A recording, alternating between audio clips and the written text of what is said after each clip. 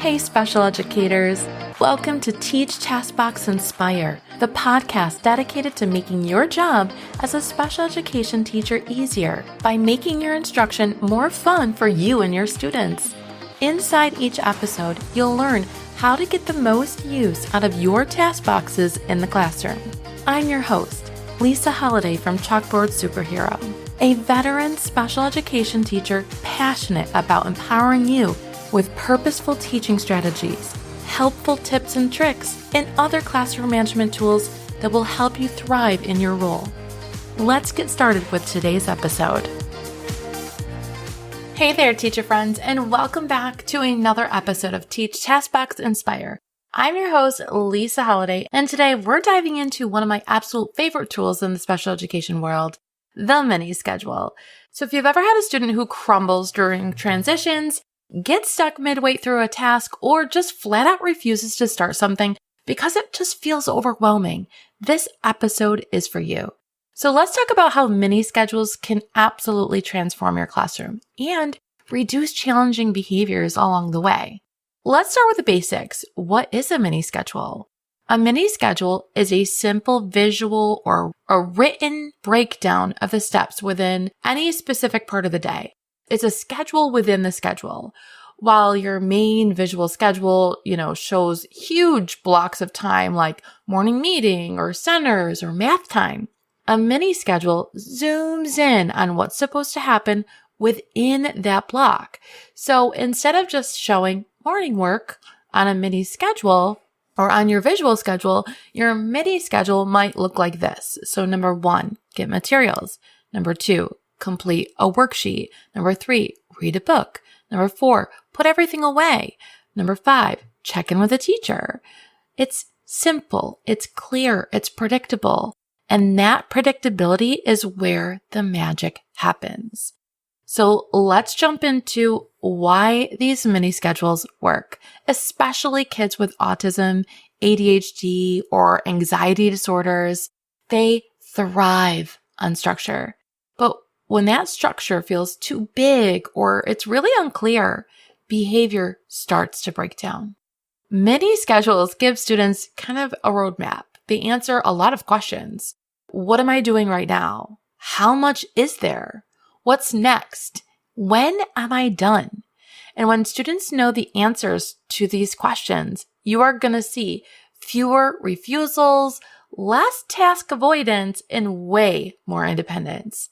And they don't have to ask you over and over and over, what do I do next? What do I do next? How much longer?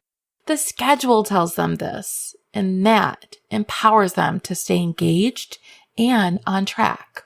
Let me give you a couple of examples from my own experience. So I had a student, let's call him Jackson, who would not sit through the morning group. He'd start okay, but halfway through, he was under the table every single day. So what I did was I made him a mini schedule just for morning group, and it had 4 icons. It had like a little greeting song, a calendar square, weather square, and story time. So each time we completed one of these steps, I'd remove the icon or let him, have a little check mark over it. And guess what? Jackson stayed with us. These visuals helped him see that finish line. He no longer felt like the morning group was this never-ending mystery. So it really does help them stay on track. When you don't have that mini schedule, the next thing on their list, okay, it's time to come in. It's time to check your schedule. Yep, we put all of our stuff in our locker. Now what? Okay, Jackson, it's time for morning meeting or morning group. And he's like, what does that look like?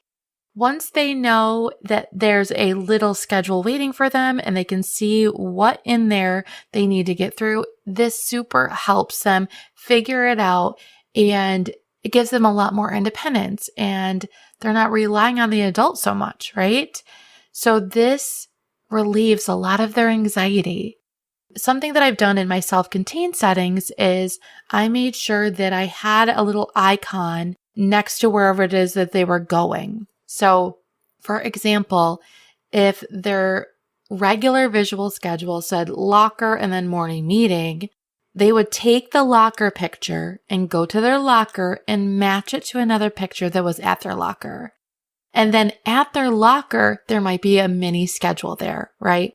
Then the mini schedule would say, hang up your coat, change out of your boots, put your mittens away, or whatever it is that their schedule looks like. And then after that, it's time to check their big schedule again, right?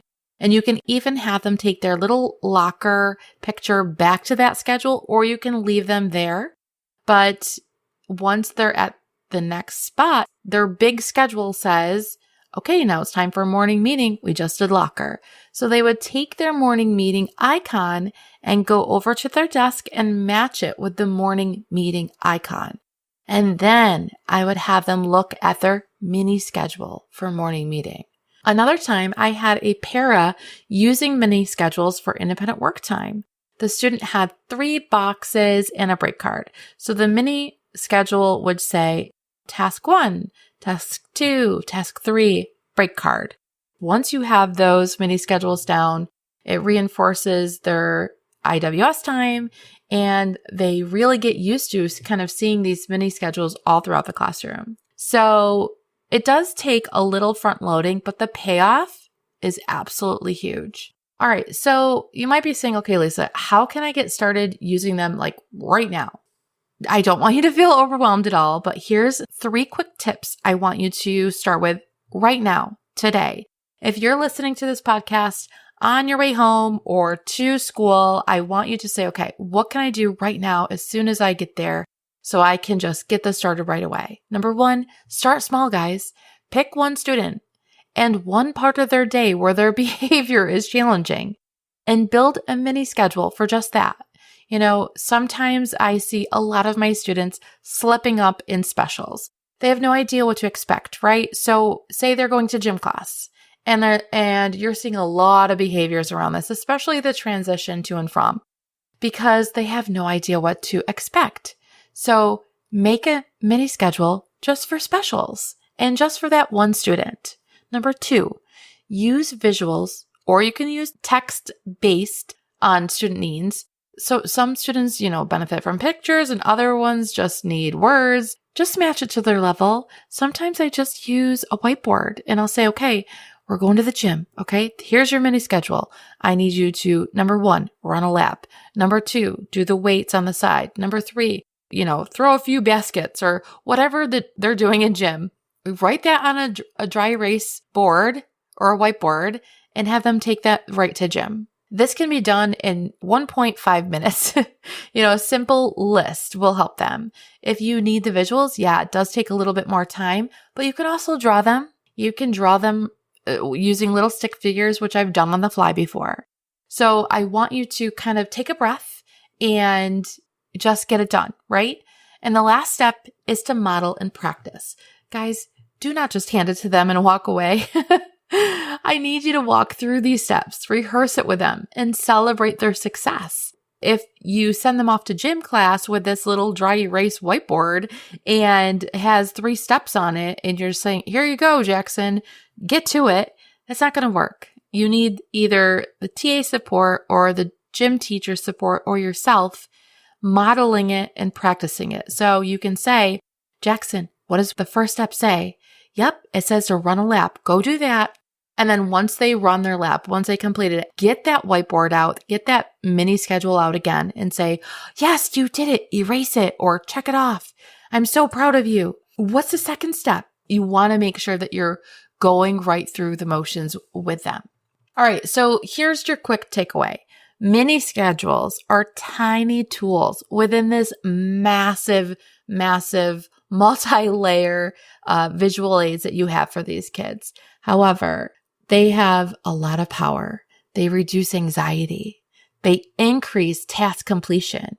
And they really do give students a confidence to navigate their day more independently. If you've got a student who gets super overwhelmed or who avoids work, avoids math tasks or whatever, or students who just shut down during transitions, try a mini schedule. It might be the game changer you've been looking for. I know sometimes okay, Lisa, just one more thing you're adding to my to-do list. Start small, guys. Pick one student, pick one part of the day that they're doing, horribly in, they're having a lot of behaviors and say, Are they having a lot of behaviors because they don't know what's going on or they don't know what's happening next? They might have a need to have control over this, right? Once you start incorporating these mini schedules into the student's life, it just becomes easier and easier and easier. And once you have the paraprofessionals on board, or any other teachers for that matter, it just becomes second nature and kids fall in love with knowing what's going to come next. You guys, we use mini schedules as adults in our everyday life all of the time. The problem is we don't have to write them down. We have mini schedules in our head, but our students need that visual. They need them out of our head and on paper so that they can see them.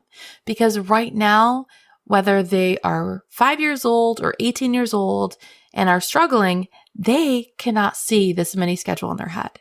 For example, let's think about your morning routine before work. You don't just say, okay, I'm going to get ready. And you have no idea what the steps are. You absolutely have the sequence in your head that you're going to get ready, right? Maybe it looks like, okay, I got to go brush my teeth and then I got to take a shower and then I'm going to get dressed. I got to go downstairs and make my coffee. I have to make sure I grab my lunch. I mean, there are so many steps to our adult routine before work, but we're not just going to say, okay, Lisa, it's time to get ready. They need a step-by-step.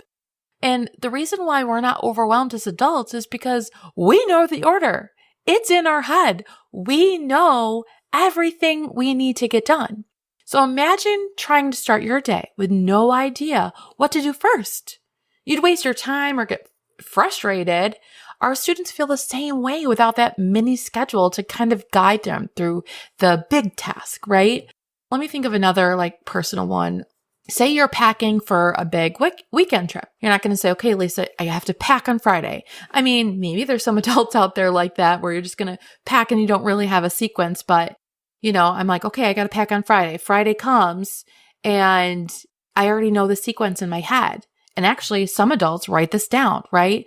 Okay, I got to pick out all my clothes. I got to pack my toiletries. I got to get all of my charging devices. I got to grab my medications. The list goes on. And I do. I have this all written down. So we have this mini schedule either in our head or already written down. But there are a lot of teachers that I've talked to who are like, oh no, we don't need to do mini schedules. They've memorized that. No, if they are struggling, please help them not to struggle. They need to know, okay, it's time for math. Okay, but what? What are they going to do in math? Is it the same thing every time? Make sure that they know it's the same thing every time. You do a bell ringer, and then you do a test box, and then you do the problem of the day, and then you do an independent works, whatever it is. There should be little steps for them to follow so that they're not kind of freaking out about what they don't know what's coming next, right? This is just a few things that I want you to kind of think about when you're starting to implement these in your classroom. Really, that's all I've got for you guys today. Thank you so much for tuning in. I really hope you found this helpful. If you want to share this episode with a fellow teacher, please go ahead and share this with them and tag me on Instagram. I love seeing your classrooms come to life. Until next time, guys, bye-bye. Thanks for tuning in to this episode of Teach, TaskBox, Inspire. I hope you've gained some tips and motivation to fuel your week ahead. If you're ready to explore more strategies for empowering your students as independent learners, be sure to dive into my free training at chalkboardsuperhero.com/training. And don't keep all this knowledge to yourself. Share this episode with your special education teacher friends who could use some motivation and inspiration. One more thing before you go. If you're finding this podcast helpful and want to show support, head to Apple Podcasts and leave your rating and review. Until next time, keep teaching, taskboxing, and inspiring.